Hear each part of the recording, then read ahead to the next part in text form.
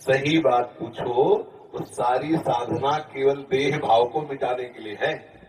देह भाव मिट्टी, जो भाव करो वही आनंद में डूबो, चाहे आत्मस्वरूप ब्रह्म भाव करो, चाहे भगवत भाव करके सखा सखी गोपी गोपा जो चाहो भाव कर लो, क्योंकि आत्मस्वरूप कैसा भाव करो जैसा। विचार करना, जैसे मानो एक सन्यासी है, वो आत्मस्वरूप को निर्गुण निर्विकार देख रहा है, अनुभव में आता है ना। एक भक्त है, उसे दास रूप में देख रहा है। दास शरीर थोड़ी होता है, दास स्वरूप भाव में उसने भावना की भेद बुद्धि करके, और तो उसे दास सेवक भाव अनुभव हो रहा है।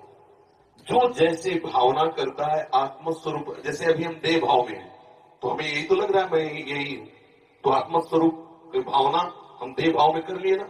अब इसे हटाइए, तो आप जो भाव कीजिए, अंतिम समय यदि मृग का चिंतन करते हैं तो आत्मस्वरूप मृग स्वरूप में प्रकाशित हो जाता है।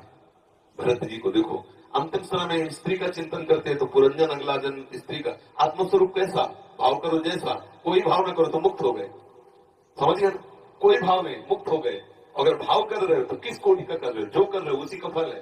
अपने लोग क्या भगवत भाव, अपने लोग क्या सखी भाव, अपने को सखा भाव, अपने को दास भाव, जो भाव करो तो वो आपको प्रभु ऐसे ही अनुभव, आत्मस्वरूप प्रभु है। और कोई भाव नहीं तो जीवन मुक्त हो गए।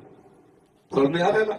आत्मस्वरूप कैसा भाव करो जैसा, और कोई भाव न करो तो इसे कहते हैं निराकार और निर्विकार चिदानंद में बिल्कुल सब सिद्धांत